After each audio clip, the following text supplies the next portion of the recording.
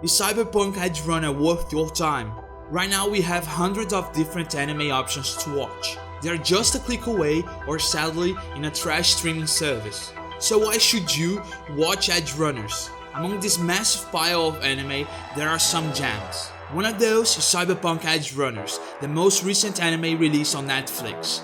But why did Edgerunners become the new talk of the town? Is it overhyped as its originator game? Will the yellow scream come back to haunt my dreams? Well, let me take you on the journey of the good, the bad, and the cyberpunk.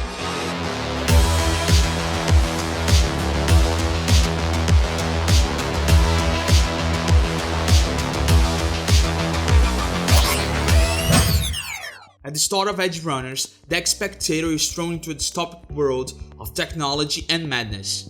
Night City, on the west coast of the United States, seems like a cauldron that is ready to explode.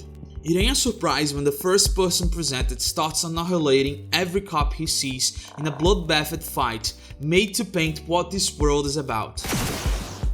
Everything you just saw is nothing more than a figment of the memory of a cyberpsycho that David, our main character, is watching. In Night City, money talks. It's a matter of life or death. And as you expected, David is broke as hell. But David's mom is a chat grinder. She worked her ass out so that his son can study one of the city's most prestigious schools. This way, he can escape the most common path of the poor in Night City. It all seems pretty shit, right? Well, for the Edgerunners creator, you need another push to understand this cruel reality. So, after David's mom picks him from school, they end up in a crossfire of a lead fuel robbery. As David wakes up after an explosion, he sees his mom being abandoned by the paramedics because they don't have health insurance. They eventually end up in a hospital, and in the desperation to afford the hospital's bills, David rummaged through his home until he finds a peculiar tech piece. A military part that he doesn't know how it ended up there. Unfortunately, the last time David would see his mom was at that accident scene. She passed away before he could gather the money, leaving him destroyed. Enraged by the way his mom died, how his school peers bullied him, and overall how this society trashed the poor, David exploded. He seeks a dock and implants the military tech, which would change his life forever. But not before fighting his bullies and flipping everybody in that pretentious world. David will now adventure into the world as a cyberpunk and endeavor into this criminal society to make a living. Frankly, the list of good points in Edgerunners is pretty long, so I'll focus on what grabbed my attention the most. First and foremost, let's talk about the story.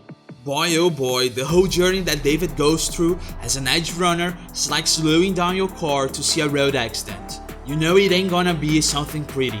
At best, you see someone wounded. Worst, well, you can imagine. It's the same feeling conveyed by Edgerunners, seeing as David is trapped in this unruly city, losing the people he loves most, and with no trace of an escape route. The animation ambiance makes you believe that you really are in the cyberpunk world. It goes from the futuristic and colorful static to the sound effects that are exactly the same as in the game. When the phone started to ring, it made me feel like I was transported to the start of 2021 when I played Cyberpunk and now I was on a new quest. They could have easily copied the game look and feel, which would already be impressive.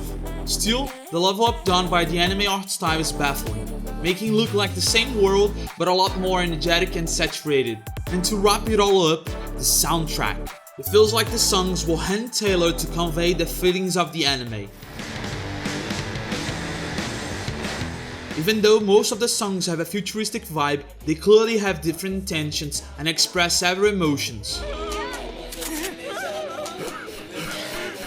I'm nitpicking by calling it bad, but there are some things that if done better could have changed Edgerunners from a 9 to a 10.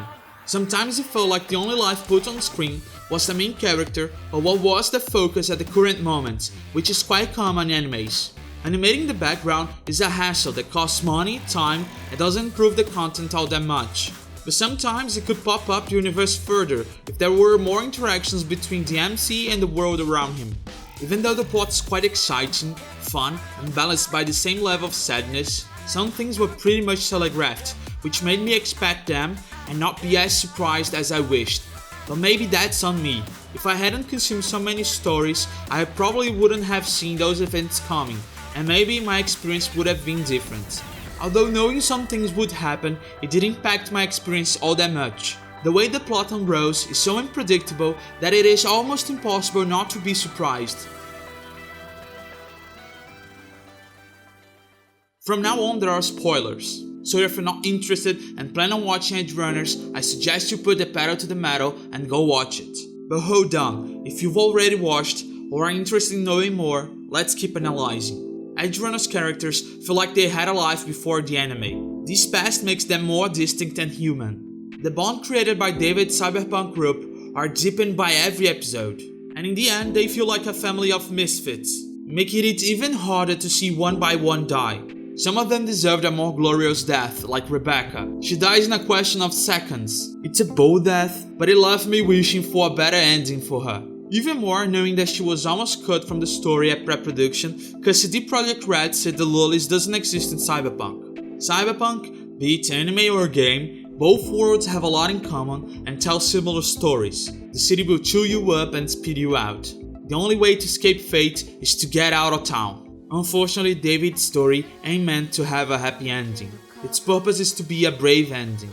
The ending left me so impacted that I was genuinely sad.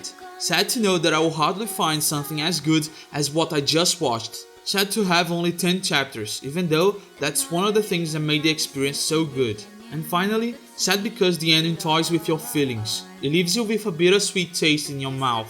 Cyberpunk Edgerunners is a gift from Masao Otsuka, who wrote this masterpiece. I'm glad he didn't follow his plans to retire after writing the script for Star Wars Visions. The question at the end is, will there be a second season? Sincerely, I hope not. The story of Edgerunners ended so beautifully that it should remain just like that. But I'm open to see CD Projekt Red and Trigger Studio explore another story in the Cyberpunk universe and the eternal struggle within Night City. In the meantime, all we can do is enjoy the sun's heat.